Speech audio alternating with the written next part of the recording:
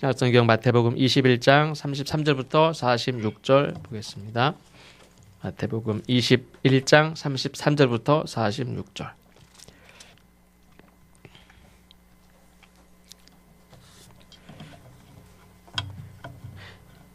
이 말씀은 예수님께서 비유로 이야기하신 이야기입니다. 실제 있었던 얘기가 아니라 예수님이 예를 들어서 이야기하신 내용입니다. 33절부터 46절까지 한 절씩 교독하겠습니다. 다른 한 비유를 들으라. 한 집 주인이 포도원을 만들어 산 울타리로 두르고 거기에 즙 짜는 틀을 만들고 망대를 짓고 농부들에게 새로 주고 타국에 갔더니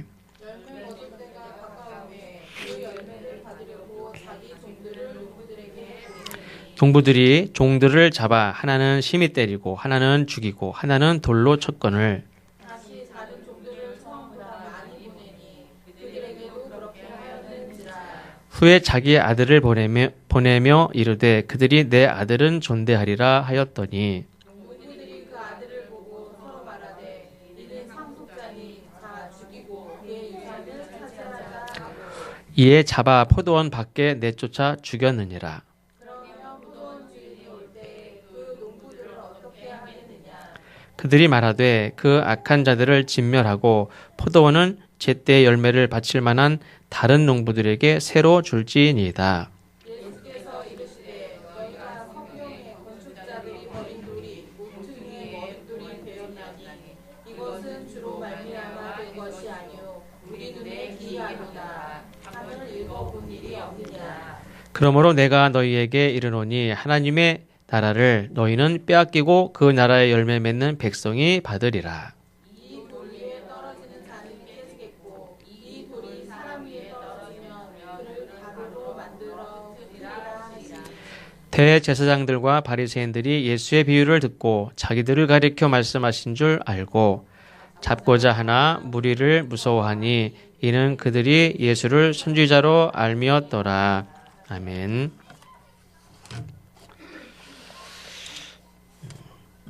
다른 때는 몰라도 그래도 감사주일 예배니까 감사주일을 이렇게 한 주간 동안 준비하면서 그래도 감사해야지 하는 마음을 그래도 좀 더 갖죠. 그런데 제가 지난주까지 머리가 자꾸 이렇게 저는 조금만 길러도 반곱슬 돼가지고 이렇게 파마한 것이 되고 또 점점 지저분해지고 그래서 이발을 해야 되겠다 그러던 중에 저는 2층 미용실 가서 머리를 이렇게 하는데 어제 이렇게 들어갔어요. 어제 이렇게 딱 들어갔는데 보니까 뭐 머리 깎고 계신 분도 안 계시고 파마하는 분도 안 계시고 뭐 그냥 이렇게 계신데 아무도 안 계시나? 그럼 불은 켜 있으니까 이렇게 들어갔더니 두 분이서 안쪽에서 두 분이 앉아 계신데 뭐 하고 있었을까요? 어떤 땐 고스톱도 하고 계시고 어떤 때는 뭐 이렇게 커피 한잔 마시고 근데 그날따라 딱 가보니까 맥주캔 한 잔 놓고서 맥주 한 잔 하고 있는 거예요. 그래서 딱 들어가는 순간 머리를 깎아야 되나 말아야 되나 그냥 들어가자마자 안녕하세요. 그래서 이제 앉았어요. 어차피 매번 가는 데니까 뭐 5년 내내 다녔으니까 딱 앉았는데 딱 앉아서 거울로 보니까 그분은 맥주잔을 이렇게 내리고 근데 왜 머리를 하러 이렇게 저한테 오시는데 걸음걸이가 이상해. 그리고 말도 그냥 뭐 이렇게 하고 숨을 아니 그때까지 가만히 앉아 계셨던 분이 색색거려 색색거리고 저분은 여기서 한 얘기 또 하고 얘기 두 분이서 둘이 일부러 그거 있잖아요. 일부러 그냥 어색하니까 둘이 자꾸 말을 하는 거 무슨 말을 하는데 그 말을 하면 할수록 막 이렇게 어눌한 말투로 막 계속 말을 막 하는데 막 근데 가위를 들고 싹싹싹싹 거리고 이제 물을 칙칙 뿌리고서 물을 뿌리는데 이게 다 뿌려야 되는데 이쪽만 대충 뿌리고 이렇게 해서 막 하는데 이쪽 다 깎은 것 같은데 또 깎고 이쪽 또 깎고 또 깎고 되게 짧지 않아요? 그래서 이거를 어떡하나 그래서 냄새는 그렇게 심하지 않은데 그냥 쎄쎄거리면서 그러면서 아니 뭐 계단에 올라오신 분도 아니고 계속 여기 앉아있던 분이 그래가지고 계속 깎고 바리깡으로 행 하는데 이거 어떻게 깎았는지도 모르겠어요. 그래가지고 그래 하나님이 내일 그 주일 예배 때 처음에 이 얘기 하라고 주셨나 보다. 그래서 그냥 어디 가가지고 돈 주고서 그렇게 깎았다 그러면은 이거 큰일 나죠. 화가 나고 짜증나고 이걸 언제 또 다시 뭐 기르나. 그래서 다시 깎아야 되고 그것도 돈 주고 그 적이 났죠. 근데 또 감사주일 앞이니까 또 감사해죠. 어떻게 그래서 이런 경험 한 사람도 없죠. 그렇죠. 맥주 그래서 이걸 음주미용 그래가지고 앉아서 가해를 들고 막 하는데 전에 우리 세희가 어렸을 때 경기도 양평 살 때 용문 살 때 밑에 바로 아래에 있는 교회 사모님이 미용 기술을 다 배웠어요. 그래가지고 깎아줄게 내려오라는 거예요. 저희는 산골짜기 교회였고 중간에 내려갔어요. 내려가가지고 이렇게 앉아가지고 사모님을 깎아주는데 막 하다가 딱 보니까 귀에 피가 줄줄줄 쭉 여기 피가 엄청 많이 난다는 걸 그때 알았어. 피가 세희가 아니라 바로 자기 아들 그 사모님의 아들을 놓고 다 깎아줘. 너 잘 기다려 했는데 갑자기 아들이 하는데 보니까 피가 줄줄줄줄 막 그런데 피가 귀 잘못 다치면 피 엄청 많이 나요. 그다음에 여기 눈가도 피가 많이 나고요. 이렇게 눈 여기 딱 다쳐 피 나면요 피가 이렇게 범벅이 돼요. 피가 얼마나 많이 나는지 나중에 다 보면 여기 조금 찢어져도 피가 많이 나요. 눈 다쳤는지 안 다쳤는지 잘 몰라서 그러는데 귀도 그래서 막 이렇게 싸매고서 막 이렇게 하고서 잠깐 기다려. 그때 막 이렇게 하고 있어. 그럼 저기 기다릴까 안 기다릴까요? 거기서 저기 그냥 여기 다치고 그랬는데 그냥 다음에 올게요. 그래서 그냥 데리고 다시 올라갔어요. 그때 안 깎았어요. 다 안 깎았어요. 그 이후로 안 깎았어요. 그래서 지금은 잘하셔요. 되게 잘하시고 뭐 청소년 상담도 많이 하시고 막 그런데 그런 경험이 있어요. 근데 이게 걱정되는 거는 이 가위로 그 생각이 나더라고. 그때 음주 미용이니까 귀 탁 할까봐 머리 삐뚤어진 거야. 뭐 설비 시간에 삐뚤어졌대. 이런 일이 있었다고 얘기하지만 다칠까봐 걱정을 했어요. 이렇게 사실 본문 내용하고는 좀 다르지만 제가 이렇게 학교 서울 왔다 갔다 할 때 수원역에 내려서 버스를 타면 2정거장 아니면 차가 끊기면은 택시 타고 기본 요금. 그래서 수원역 앞이요. 택시를 딱 탔는데 딱 타가지고 출발하는데 기사님이 딱 맥주 캔을 딱 마시고 다 마시고 딱 버리고 계속 가시더라고. 지금 같았으면 난리 났죠. 그때는 아저씨 운전하면서 맥주 마셔. 그러면 그냥 같이 갔어요. 지금 같았으면 신고하든지 그걸 안 탄다고 내리죠. 근데 그분도 아무렇지도 않게 마시고 캔을 또 밖으로 버려요. 그 수원역 광장에서. 그리고 또 다녔어요. 그래서 어쨌든 이게 음주 미용으로 이렇게 깎은 머리인데 그래도 조금 짧아졌어요. 너무 그래서 한여름이면 시원하게라도 한데 추워지는데 짧게 깎았나 그런 생각이 드는데 그래서 감사의 조건을 어쨌든 하나 더 이렇게 어쨌든 그때 그렇게 깎는데도 별 이렇게 기분이 나쁘진 않더라고요. 그래서 내가 내 돈 내고 깎는데 조금만 잘못 깎으면 그게 물러날 수도 없고 돈 받는다고 그게 됩니까? 이거 잘못 깎은 거 이상하죠. 근데 그냥 감사한 마음을 주시더라고요. 그래서 음주 미용 하신 분들 없잖아요. 그래서 독특한 경험을 하시는구나. 그래서 감사하다 이런 생각을 했는데 오늘 말씀의 제목은 감사의 자리 이렇게 정했습니다. 감사의 자리. 감사의 자리. 생일 당하시면 생일 자리가 있고 무슨 자리가 있잖아요. 감사의 자리가 있습니다. 감사를 나눠야 되고 또 감사하는 그런 자리가 있을 텐데 말 그대로 감사의 제목들이 하나든 2개든 3가지든 뭐 있습니다. 좋은 자리죠. 이제 그런 좋은 이렇게 감사한 이야기를 막 이야기하면서 참 고맙다 감사하다 이런 자리도 있지만 그렇지 않은 때도 있습니다. 하박국 3장 17절에 보면 하박국 선지자가 이렇게 기도하죠. 비록 무화과 나무가 무성하지 못하며 아까 찬송 부를 때는 넓은 들에 익은 곡식 이번에는 넓은 들에 익은 곡식을 아직 못 봤어요.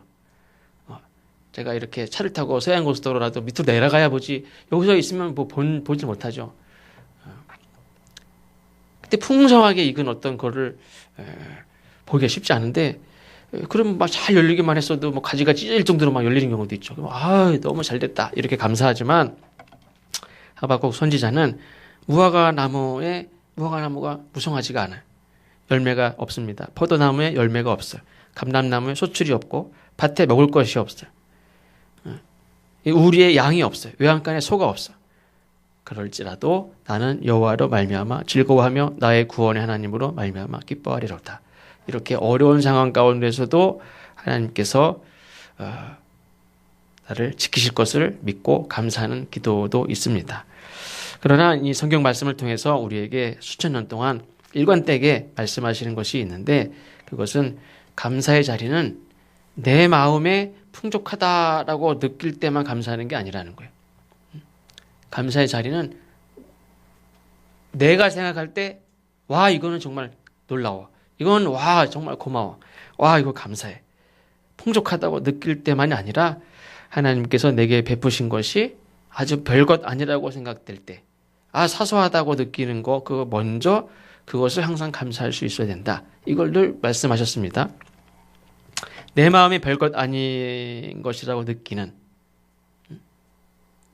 어떤 때는 지겹다고 생각되는 그것을 감사할 수 없을 때 어떤 일이 생기느냐? 그때 그 자리에 불평과 원망이 시작된다. 성경에서 우리가 예를 들면 이스라엘 백성들이 430년 동안 이집트의 노예로 고통 가운데 있다가 구원을 받아서 해방이 됐습니다. 물론 아직 땅을 차지한 건 아닙니다. 해방이 된 상태인데, 저들이 이집트에서 해방되기 위해서 저들이 노력한 게 있느냐? 노력한 게 없어요. 노력한 결과가 아니에요. 오랜 세월 동안 그들이 투쟁을 해왔느냐? 싸워본 적도 없어요. 해방을 얻기 위해서 목숨을 버린 사람이 있느냐? 한 사람도 없어요. 물론 고통은 받고 살았지만 해방을 위해서 노력한 게 없어요. 그 해방을 위해서 목숨을 버린 사람도 없고 투쟁을 한 것도 없어요. 이집트에서 벗어나기 위해서 저들이 한 일이라고는 하나도 없어요. 그런데 하나님께서 모세를 보내셔서 이집트의 파라오를, 모세를 보내서 창대하게 했어요. 그래서 10가지 재앙을 통해서 어느 날 갑자기 해방을 얻게 됐어요. 그러니까 이 이스라엘 백성들의 입장에서는 한 명의 희생자도 없이 구원을 받은 거예요. 근데 그런 경험이 있는 사람들이 물을 이렇게 얻어서 마실 수 없는 그런 광야에서 어떻게 합니까? 물을 마시면서 살았어요. 1년, 2년, 3년, 5년, 10년, 20년, 30년을 광야에서 자기 우물이 없는 사람들을 계속 행진을 했어요. 그 땅에 우물이든 과일 나무든 땅이든 자기 거라고 말할 수 있는 게 하나도 없는 거예요. 계속 행진을 했기 때문에 자기 게 없어요. 그러니까 우물이 아무리 좋은 우물이 있어도 가라면 가는 거예요. 저거 두고라도 가야 돼.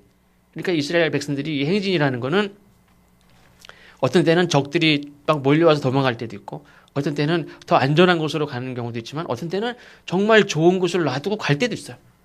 구름기둥, 불기둥이 움직이면 가는 거예요. 그거 놔두고 가야 돼. 여기는 괜찮을 것 같은데 그거 필요 없어요. 가는 거예요. 그냥 계속 가. 그거는 뭐냐면 좋은 우물이 있어도 이게 내 게 아니에요. 그냥 두고 갈 때. 이걸 두고 또 우물이 있는지 없는지 모르는 곳에 가서 그냥 하나님을 의지하며 사는 거예요. 그러나 어쨌든 그 광야에서 물을 마시면서 살았습니다. 그리고 그 무엇도 심어서 먹을 수 없는 그 땅을 매일매일 행진하면서 갑자기 구름기둥 불기둥이 움직이면서 가라고 그러면은 가야 되는데 여기다 뭘 심습니까? 못 심죠. 그러니까 한 달을 머물 장막을 치고 있어도 심지 못해요. 좋은 땅에 있어도 심지 않아요. 왜? 가라고 가로 떠나야 되는데 뭘 심습니까? 우물도 안 파요. 그냥 하나님 물을 주면 물을 마시고 거기 사는 거예요. 뭐 먹고 살아요? 몰라요, 그것도. 그냥. 근데 매일매일 행진하면서도 그러니까 정착을 하면 살 수 있어요. 근데 정착을 하지 않고 매일매일 행진하면서 어떻게 삽니까? 맨날 도적대가 돼서 남의 거 뺏어 먹을 수 있는 것도 아니고. 그러니까 매일매일 행진하는 것 자체가 사실은 살기가 좀 너무 어려운 거예요. 살 수 없어요, 사실은. 그런데 그 상황에서도 미일 이삭이 아니라 그냥 물로 반죽하면 바로 먹을 수 있는 그 만나를, 빵가루를 매일 한 사람도 부족함이 없이 거두어 먹을 수 있게 그렇게 살았어요. 그러니까 하루도 굶지 않고 살았어요. 이거는 그거 자체가 기적이에요. 우리나라도 50년 옛날에 일제시대 때만 해도 그 이후도 그렇죠. 이후까지도 보릿고개도 그렇고 그 이후 전에도 그렇고 굶는 게 그냥 밥 먹는 게 한 끼면 굶는 게 한 끼고 그냥 굶는 게 다반사라고 그렇게 표현하잖아요. 근데 이스라엘 백성들은 그 옛날에 농사를 지면서도 굶는데 그냥 아무것도 없이 돌아다니면서도 물을 마시고 아무것도 없이 돌아다니면서도 하루도 안 굶고 매일 빵가루로 빵을 해 먹었어. 그런데 민수기 11장에 보면 뭐라고 하느냐? 만나는 가시와 같고 모양은 진주와 같은 것이라 백성이 두루 다니며 그것을 거두어 맷돌에 갈기도 하며 절구에 찍기도 하고 가마에 삶기도 하고 과자를 만들었는데 그 맛이 기름 섞인 과자 맛 같더라. 기름 냄새만 나도 예전에 그 어려울 때 어떤 얘기를 들어보면 어떤 분들이요, 고기는 먹을 수 없으니까 고기 국물 아니면 고기 기름만 사서 고기 기름 덩어리 있죠. 기름 덩어리 이렇게 막 허옇게 그냥 이렇게 단단하지만 그냥 그거를 뜨거운 물에 넣으면 그게 이제 고기 기름이잖아요. 그냥 그것만 이렇게 풀어서 먹어도 고기 맛이 난단 말이에요. 그게 고기 국물이에요. 그래서 고기는 없어도 그거 사다가 이렇게 해가지고 고깃국 같이 이렇게 먹는 경우도 많았다고 하는데 기름 이렇게 튀김 같이 이렇게 저온해가지고 먹는 그것만 기름 냄새 맡아도 최고예요. 그거는 먹기 어려운데 그냥 기름 섞인 과자 맛 같아요. 얼마나 맛있어요. 밤에 이슬이 진영이 내릴 때 만나도 함께 내렸어요. 매일 아침에 나가보면 다 내려 있는 거예요. 6절에 보니까 뭐라고 하냐면 이제는 우리의 기력이 다하여 이 만나 외에는 보이는 것이 아무것도 없도다. 매일 만나만 먹으니까 기운이 없고 지겹다는 거예요. 그냥 그렇게 불평만 한 게 아니라 백성의 온 종족들이 각기 자기의 장막문에서 우는 것을 모세가 들으니라. 이거 설명을 했죠. 그냥 기름 섞인 과자 맛이 나는 맛도 있어요. 맛도. 빵을 만들고 과자를 만들고 이렇게 이 가루를 매일 한 끼도 안 굶고 매일 먹었는데 신기해. 그게 무슨 말이냐면요. 그 애들까지 600만 명이 되는 그 사람들이요. 굶는 사람이 한 명도 없다는 거예요. 이건 있을 수가 없어요. 저기 이집트든 뭐 그 대국 그 4대 문명 발상제라고 하는 이집트도요. 그 큰 잘 사는 나일강을 끼고 비옥한 옥토를 가지고 사는 그 이집트도요. 굶는 사람이 없겠어요? 굶는 사람 많아요. 근데 그 광야에서 돌아다니는 600만 명이요. 굶는 사람이 한 명도 없어요. 그것도 매일 먹었어요. 근데 그것이 지겹다는 거예요. 눈에 보이는 게 만나밖에 없어요. 누구는 그 만나가 없어서 죽는데 그냥 눈에 보이는 게 만나밖에 없어. 지겨워. 밀가루 아주 지겨워. 아주.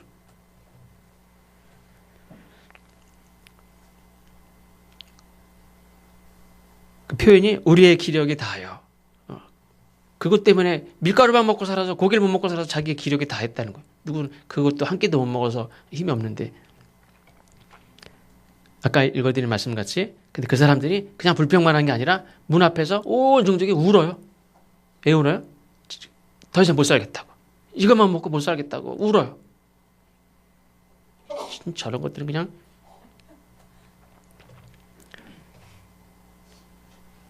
백성의 온 종족들이 각기 장막문에서 우는 것을 모세가 들으니라. 이러므로 여호와의 진노가 심히 크고 모세도 기뻐하지 아니하여 이렇게 말합니다. 이렇게 만나만 먹고 살 수 없다고 온 종족이 문 앞에서 울었습니다. 처음에 만나가 내릴 때만 해도 이런 기적이 있나. 사람들이 더 먹겠다고 막 서로 더 담아가려고 했는데 더 담으면 다 썩었다 그랬죠. 딱 자기네들이 온 식구가 하루 동안 충분히 먹을 만큼 다 먹었어요. 한 사람도 굶는 사람이 없어요. 다 먹었어요. 그때만 해도 너무 대단했어요. 더 먹으려고 막 이렇게 했던 사람들인데 지금은 배는 게 그거밖에 없어. 그래서 기운이 없어요. 못 살겠어요. 그래서 울어요 지금. 저들은 분명히 감사의 자리에 있습니다. 전에는 그 순간이 만나가 내릴 때만 해도 기적이었어요. 막 눈물 흘리고 그것도 오늘만 내리나 다음 날은 또 내려요. 다음 날은 또 내려요. 야 우리는 역시 하나님이 우리를 지키시는구나. 굶는 사람이 한 명도 없어요. 가난은 누구도 구제를 못한다고 그러는데 이런 일이 어떻게 있어요? 매일 하루도 안 빼놓고 온 백성들이 어떤 때는 옛날에 굶주릴 때는 자식이 많으면 얘를 한 사람의 입을 줄이기 위해서 그냥 뭐 누구네 그냥 가난한 집이든 그냥 뭐 후처든 뭐 누구 집이든 노인네든 그냥 얘를 그냥 딸내미를 보냈어요 그냥. 그리고 곡식 몇 개 얼마큼 얻어가지고 그거 먹고 우리가 살았어요. 그냥 눈물이 나지만 딸 그 집에 절대 딸을 그 집에 시집 보낼 수 없는 그런 집인데 얘를 보내고 곡식 얼마 얻고 이렇게 해가지고 그거 먹고 살았어요. 그렇게 하면서 막 살기 위해서 그렇게 살았어요. 근데 그게 그 밀가루가 가루가 곡식가루 때문에 이거밖에 없다고 울어요. 그러니까 감사할 수밖에 없는 자리인데 감사를 잃어버리니까 불평불만하고 원망하더니 거기에 나중에 울어요. 저들에게 분명히 없는 것도 있죠. 고기도 없고 부추도 없고 그 사람들 말한 마늘도 없고 뭐 없는 것도 분명히 있긴 있습니다. 근데 감사할 이유가 없습니까? 그 상황이 울어야 될 상황이냐? 그렇지 않죠. 감사의 자리. 내게는 별것 아닌 것 같아 보이는 분명히 전에는 대단했는데 지금은 별것 아니에요. 밀가루 별거 아니에요. 분명히 그 사람 마음속에 별거 아닌 거란 말이에요. 그게. 그리고 이젠 지겨워요. 전혀 고마운 마음을 갖기 어려운 오늘은 더 이상 먹기 싫어요. 아주 막 진짜 먹기 싫어요. 그거. 근데 그게 없으면 앞으로 그게 없으면 내가 내 힘으로 무엇을 먹을 수 있습니까? 광야에서 내가 내 힘으로 먹을 수 있는 거 아무것도 없어요. 근데 그거 생각 못하고 그냥 저거 지겹다는 생각.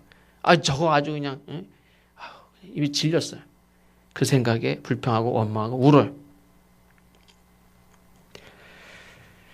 감사의 자리는 우리가 일상 속에서 하나님이 내게 주신 아주 사소해 보이는 내 마음이 점점 익숙해지고 그거 뭐 별 대수롭지도 않게 생각되는 거죠.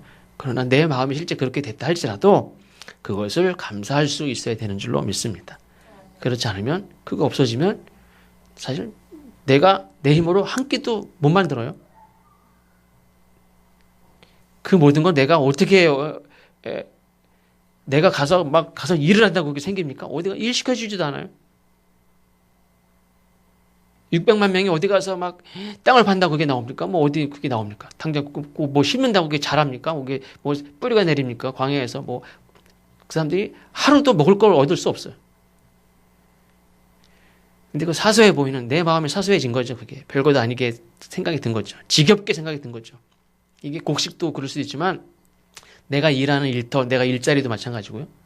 내가 함께 보는 사람들도 고마운 사람인데 지겨워 이제 그 사람들. 얼굴도 보기 싫어. 그냥 나 혼자 살았으면 좋겠어. 내 사람도 마찬가지고요. 내게 있는 건강도 마찬가지고요. 내가 하고 있는 일도 마찬가지고요. 다 사소해 보고 지겹고 그것 때문에 올 때는 울 때도 있어요. 새로운 다른 것이 없어서. 분명히 감사의 자리에 사소해 보이는 지긋지긋하게 느껴지는 그거 다시 생각을 해야 된다. 그 말입니다. 또 한 가지는 레위기 19장 9절 이하에 보면 너희가 너희 땅에서 곡식을 거둘 때 너는 밭 모퉁이까지 다 거두지 말고 내 떨어진 이삭도 줍지 말며 내 포도원의 열매를 다 따지 말며 내 포도원에 떨어진 열매도 줍지 말고 떨어진 열매 줍지 말라는 거죠. 가난한 사람과 거류민을 위하여 버려두라. 나는 너희 하나님 여호와니라. 이 말씀은 하나님께서 약자들을 보호하는데 어떻게 더 보호하고 어떻게 돌봐야 하는지를 법으로 정한 말씀입니다. 이거 하나님의 명령이에요. 명령. 하나님의 명령입니다. 그러니까 뭐 하나님께 예배를 드려라, 하나님을 어떻게 잘 섬겨라 이런 명령도 있지만 내가 농사를 짓고 갔더니 뭐가 떨어졌어. 사과가 떨어졌어. 멀쩡해. 그거 그냥 놔두라는 거예요. 딸 때 다 따지 말라는 거예요. 남겨두라고 그랬어요. 이게 하나님의 명령이에요. 왜? 누군가 가난한 사람이 다 포도밭이 있습니까? 없잖아요. 다 땅이 있습니까? 땅이 없는 사람도 있어요. 가난한 사람은 거기 와서 그거 따먹고 그 곡식 줍고 그래서 이렇게 살 수 있도록. 이게 하나님의 명령이에요. 9절에 보니까 곡식을 거둘 때 곡식 거두는 자리는 기쁨의 자리예요. 제가 옥상에다가 이렇게 방울토마토를 심고 고추도 이렇게 심고 그랬었는데 올해 너무 가물어가지고 뜨겁게 이 햇빛 쬐는 거에 물 주는 게 못 따라갔어요. 제가 어쩌다 빼먹으면 그냥 바로 말라요. 막. 근데 이렇게 방울토마토가 얼마 안 되는 것 같은데도 이렇게 따서 먹으면 이만큼이에요. 고추도 막 이만큼이고 가지도 땄고 오이도 땄습니다. 이 거두는 때는, 곡식을 거둘 때는 정말 좋은 자리. 곡식을 거둘 때 어떻게 해야 되는지를 말씀한 겁니다. 곡식을 거둘 땐 분명히 감사의 자리입니다. 근데 그날 어떻게 해야 되느냐? 가난한 사람과 거류민을 위해 그 추수하는 곡식을 남겨라. 세상에 거지 없는 나라가 있을까요? 거지 없는 나라 없어요. 노숙인이 없는 나라 없어요. 아무리 잘 사는 나라도 거지도 있고 노숙인이 있어요. 아무리 복지가 잘 되어 있는 나라도요, 거지들도 있고 노숙인들이 있어요. 지난번에 종교개혁지 방문할 때, 체코, 독일, 프랑스 이렇게 쭉 갔다 올 때, 스위스 갔다 올 때, 독일에도 가니까요, 독일 강가를 이렇게 가는데, 그 강 밑에 다 자리가 깔려 있어요. 다 노숙인들. 비 안 맞는 다리 밑에는 다 노숙인들이 있어요. 그 유럽 몇 나라 가는 데도 다 노숙인이 있어요. 거지가 없는 나라가 없어요. 근데 거지가 없는 나라가 있어요. 어떤 나라입니까? 지금 이스라엘. 자기 땅도 없고, 자기 우물도 없는데, 사실 먹을 거를 보장한 몇 년 동안 먹을 수 있는, 심어서 먹을 수 있는 그런 강을 끼고 있는 땅도 없는데, 이스라엘은 거지가 한 명도 없어요. 하나님께서 매일 만날 주시면서 굶는 사람이 한 명도 없고, 남의 거 이렇게 구걸하는 사람도 한 명도 없어요. 그리고 실제 가나안 땅에 가서 이렇게 정착하며 살 때도, 근데 이때 가난한 자는 있는데 거지가 없어요. 그러니까 굶어 죽는 사람은 없는 거예요. 가난하긴 하지만 좀 상대적으로 부족해. 근데 굶을 것 같으니까 구걸하는 거 아니에요? 굶을 수 없으니까. 내 자식 굶고 있는데 나가서 달라고 해야지. 그러니까 나가서 이렇게 구걸하는 사람이 없다는 거예요. 거지가 없어요. 왜? 추수하는 사람들이 다 남겨두니까. 하나님의 법이에요. 명령으로 추수할 때 가난한 사람들, 거지가 아니에요. 가난한 사람들과 집이 없이 거처하는 곳이 없이 이렇게 돌아다니는 사람들을, 이런 사람들이 먹도록 그냥 언제 가도 있어요. 그게 있도록 그렇게 하나님 명령해서 그 법을 지키기만 하면 거지 없어요. 상대적으로 가난한 사람은 있지만 그냥 가난할 뿐이에요. 근데 가난한 자들이 정말 먹을 것이 없어서 구걸하러 다니지 않도록 하나님이 명령으로 다 남겨두도록 했어요. 그래서 추수 때마다 가난한 자들과 거류민들을 위해서 나나 너나 그냥 조그만 밭이 조그마든 크든 어쨌든 추수하는 사람들은 다 남겨뒀어요. 물론 이것은 역사적으로 볼 때 제대로 시행이 잘 안 됐어요. 어떤 사람은 포도나무 하나에 뭐 몇백 송이를 땄다고 그러죠. 포도나무 하나만 쫙 심으면 거기서 몇백 송이가 나온대요. 그러니까 조금 남겨두는 거 그거 별로 요즘에도 보면 이렇게 상품이 되지 않을 만한 건 그냥 두고 그래도 좀 따서 이렇게 포도주를 담고 하는 분들도 있는데 굉장히 많이 남아요, 사실. 근데 이게 역사적으로 잘 실행이 안 됐어요. 일주일에 하루 본인을 비롯해서 모든 종들과 가축들까지 쉬게 하는 안식일이 있었죠. 하나님이 그것도 안식일을 반드시 지키라고 명령하셨습니다. 이거는 본인도 쉬고 종들도 쉬고 가축들도 쉬어야 돼. 그날은 아무도 일하지 마. 다 쉬게 했어요. 누가 좋습니까? 일하는 종들이 제일 좋아요. 나라에서 법으로는 정했는데 주인이 안 지켜. 그런 사람 있죠. 근데 이거는 하나님이 정했어요. 다 하나님 믿는 사람들이잖아요. 하나님이 법으로 정했어요. 안식일을 지켜라. 이날은 너도 일하지 말고 종들도 일하지 말고 가축들도 쉬어. 나는 교회 가는데 너는 가서 일하고 있어. 이러잖아요. 이거는 안식일을 무조건 지켜야 돼. 이건 안 지키면 다 죽여요. 하나님이. 그 정도로 엄해. 그러니까 누가 제일 좋아요? 종들이 제일 좋아. 이날은 아무리 못돼 먹은 주인도 이날은 일을 못 시켜요. 하나님이 정했으니까. 다른 나라는 다 일해. 우리나라만 일 안 해.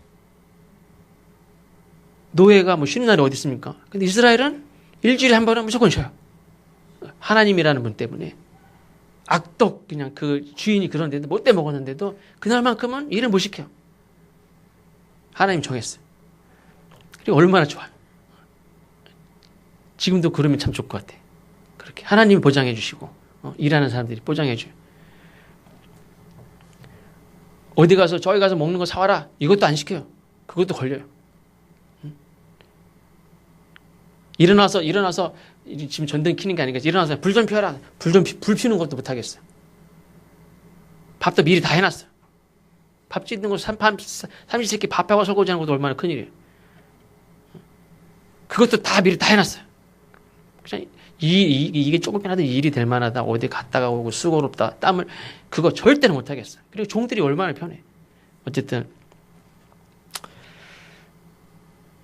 7년에 한 번 땅도 쉬게 했어요.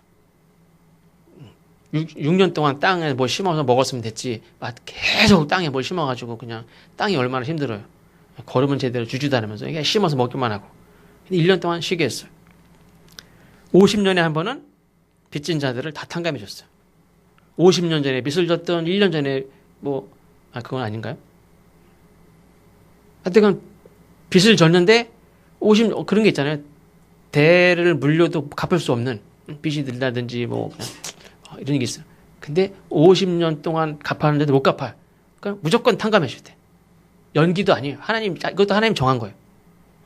그러니 빚진 사람들이 얼마나 좋아하겠어요. 그냥 그래도 이제 성의를 보여야지 사람이 그냥 그러면 안 되지만 그래도 성의를 보이고 지금 했는데 49년째까지 했는데도 못 갚았어. 그럼 내년이 무슨 날이에요? 내년이 무슨 해예요? 모든 빚이 다 탕감받는 날이에요. 1억을 빚졌든 10억을 빚졌든 다 탕감을 해줘. 없는 걸로 해줘요. 그러니 얼마나 좋아요. 물론 요즘 세상 같았으면 그걸 다 이용하겠죠. 요즘에 다 남의 돈으로 사업을 하고 남의 돈으로 공장 짓고 남의 돈으로 하니까.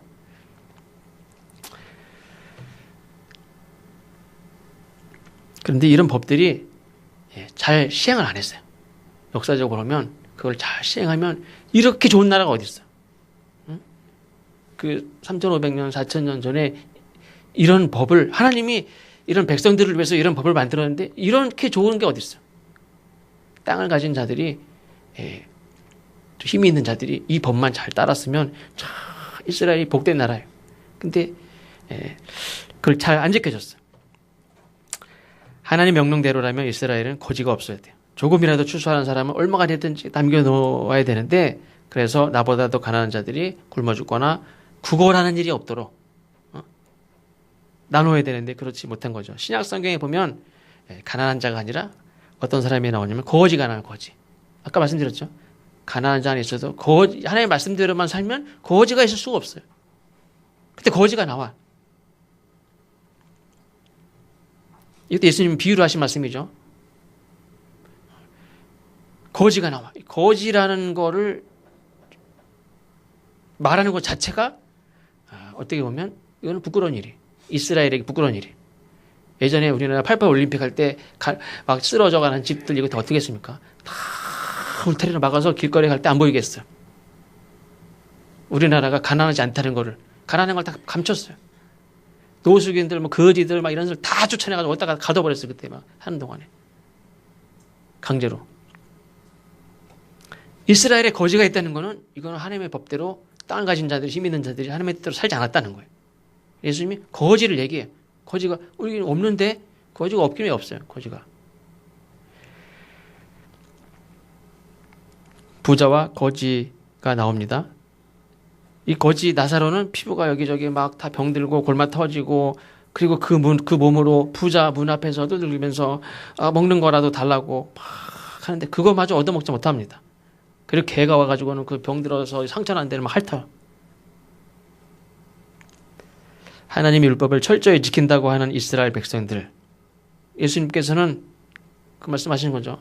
이런 거지가 지금 그 부자 집 앞에서 그 먹다 남은 밥도 못 얻어먹고 여기서 이러고 있어요. 이런 현실에 대해서 지금 이 질문하는 사람들이 누구냐면 바리새인들과 장로들이에요. 이런 현실에 대해서 이게 무슨 상황이냐? 도대체 니네들이 얘기해봐. 그 말이에요. 니네들이 하나님의 말씀만 잘 지켰으면 이런 사람들이 지금 있어요? 이런 사람들이 있을 수가 없어요. 이런 비참한 사람들이 부잣집 앞에서 그 먹다 버리는 밥도 못 얻어먹고 이렇게 여기서 있는 거 이런 일이 있을 수가 없어요. 너희들은 도대체 어떻게 살았길래 이스라엘 땅에 이렇게 돌봄을 받지 못하고 굶주려서 길거리에서 구걸하다 그것도 못 얻어먹어서 병들어서 죽어가는 이런 사람들이 생겨나느냐? 도대체 이게 무슨 일이냐? 이걸 묻는 거예요. 하나님 율법대로라면 이 땅에 굶어 죽는 거지가 있어야 됩니까? 없어야 돼. 이 땅에 굶어 죽고 치료받지 못해서 죽고 돌봄을 받지 못해 죽고 집에서 그냥 홀로 이렇게 있다가 죽고 길거리에서 죽고 이런 일들이 있는 거 누구 책임이라는 겁니까? 네가 버는 수입의 일부를 네가 추수하는 수입의 일부를 저 가난한 자들 구걸하는 일이 없도록 내 집에 와서 구걸하는 일이 없도록 그냥 밭에 다 있잖아요. 거기 가서 다 먹으면 따먹고 마음껏 먹으면 돼요.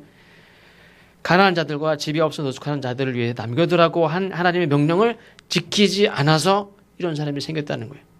누구 책임입니까? 다 너희들 책임이라는 거예요. 추수의 자리는 분명히 감사의 자리인데 곡식이든 가축이든 어떤 수입이든 그것이 다 내 거라고 생각한다면 저 가난한 자와 노숙인들을 위해서 남겨두라는 하나님의 말씀을 거부한다면 그 사람은 하나님의 백성이 아니에요. 그러면 얼마를 남기면 좋을까? 하나님께서 정하지 않았어요. 밭이 뭐 몇천 평 이상 된 사람은 얼마를 남겨라, 10분의 1을 남겨라 이렇게 정한 적이 없어요. 그냥 가난한 자들과 거류민들을 위해서 남겨라. 떨어진 거 줍지 말아라.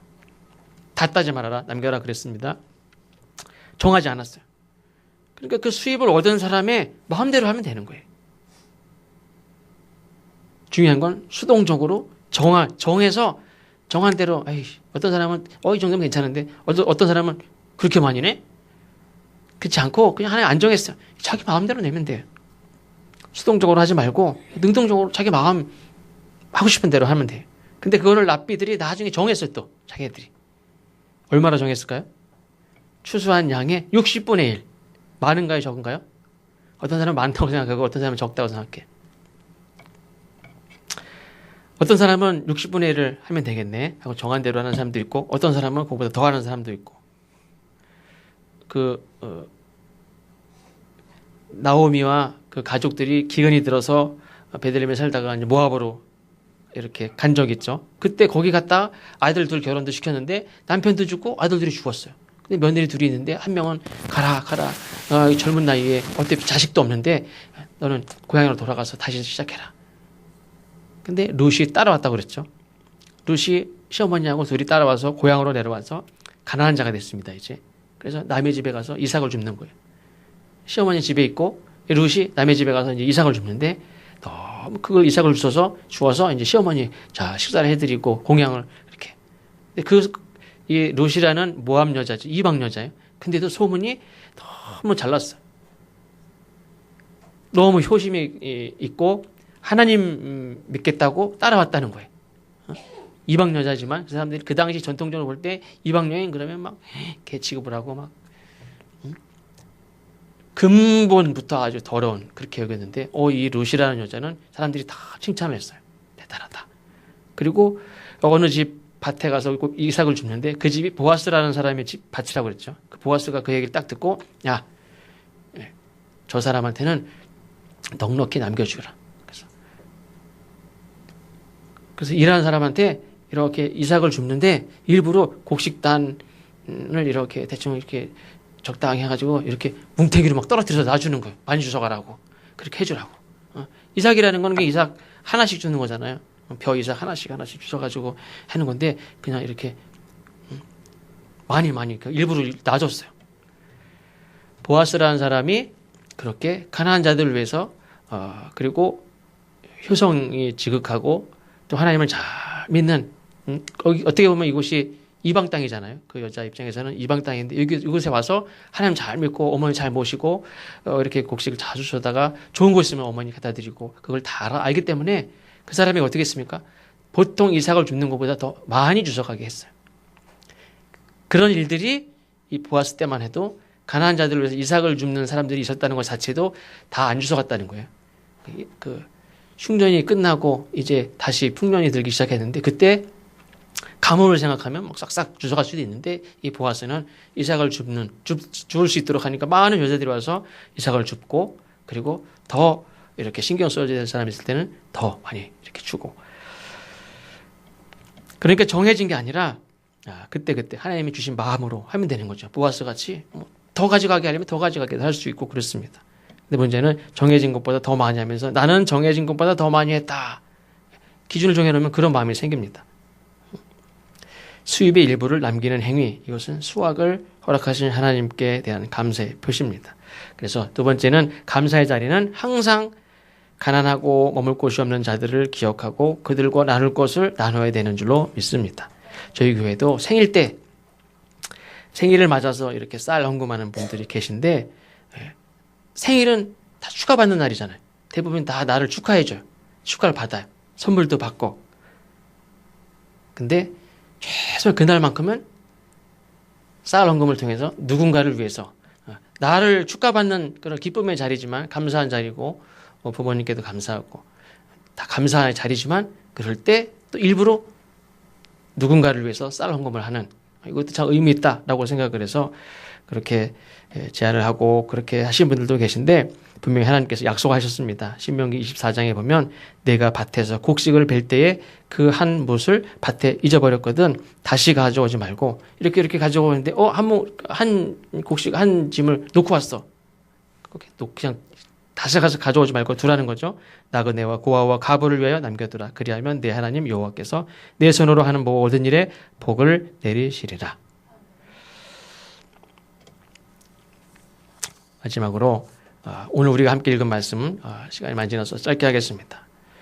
어떤 농장의 주인이 포도원을 농부들에게 맡기고 멀리 떠났다가 열매를 거둘 때쯤 돼서 종을 보내서 이제 열매를 이렇게 체크하고 그걸 받게 했습니다. 근데 그 농부들이 주인이 보낸 종들을 심히 때리고 죽이고 돌로 쳤습니다. 더 많은 사람들을 보냈습니다. 그 사람들을 또 돌로 쳐서 죽이고 때리고 그렇게 했습니다. 그랬더니 이번에는 아들을 보내면 함부로 못하겠지. 아들을 보냈더니 데리고 나가서 죽여버립니다. 이 말은 뭐냐면 농장이 자기 거라는 거이지. 이 농장을 새로 맡겼다는 거는 나와 내 가족과 내가 부리는 사람들이 그 농장에 일을 하면서 365일 굶지 않고 넉넉히 산다는 거예요. 그걸 보장해주고 그 다음에 남은 걸 요구하는 거예요. 주인이 갑질을 하면서 엄청 많은 걸 요구하는 게 아니에요. 그 포도밭에 일을 하면서 사는 사람이 얼마나 많아요? 그 사람들이 1년 360일, 다 1년 360일 먹고 살 수 있어요. 굶어가면서 그걸 내놓으라는 게 아니에요. 그걸 맡겠다는 것 자체가 평생 그걸 통해서 내가 살 수 있어요. 그리고 남잖아요. 분명히 과수는 다 남아요. 그 남는 걸 요구했지 굶으면서 그거 하라고 그랬습니까? 그게 아니에요. 근데 그게 감사한 자리죠. 내 식구와 나와 함께한 자들이 거기서 하루도 굶지 않고 내 땀 흘리기만 하면 1년 365일 다 먹고 살 수 있어요. 그런데 욕심을 내죠. 이 포도밭 자체를 자기 걸로. 여기서 나는 소출도 안 주고 주인의 아들도 죽입니다. 주인이 무슨 일이 생겼나 보다. 안 오고 아들까지 보내고 무슨 일이 생겼나. 우리 갖자. 가장 좋은 포도원을 맡겨주신 것도 감사한데 감사함으로 받고 돌려야 될 걸 돌리지 않고 오히려 욕심을 내면서 주인 노릇을 한다. 내게 맡겨준 것을 시간, 내 건강, 내 지혜, 재능, 내가 일할 수 있는 우리의 삶이 돈이 내 거냐? 나를 위해서 다 쓰고 그리고 남기라는 거죠. 그 남긴 것을 이제 가난한 자나 거류민이나 하나님이 쓰시고자 하는 일에 돌려야 되잖아요. 우리를 굶어가면서 우리를 그렇게 하면서 하나님이 원하는 게 아니에요. 우리에게 맡기신 것을 다 충분히 누리고 그리고 하나님 앞에 주신 것을 통해서 남기는 하나님께 돌려야 될 걸 돌리고 그렇지 않으면 내게 주신 것에 대해 감사함이 없이 욕심을 내고 살면 어떻게 되느냐. 주어진 거 다 빼앗고 이 바리새인들이 얘기하죠. 장로들이 얘기해요. 열매를 이렇게 다시 바칠 만한 사람들에게 주고 저것들은 다 멸절시켜야 됩니다. 바로 너희들이 그 사람들이다. 하나님의 나라를 너희들에게서 하나님이 뺏을 것이다. 그랬어. 하나님의 나라도 마찬가지.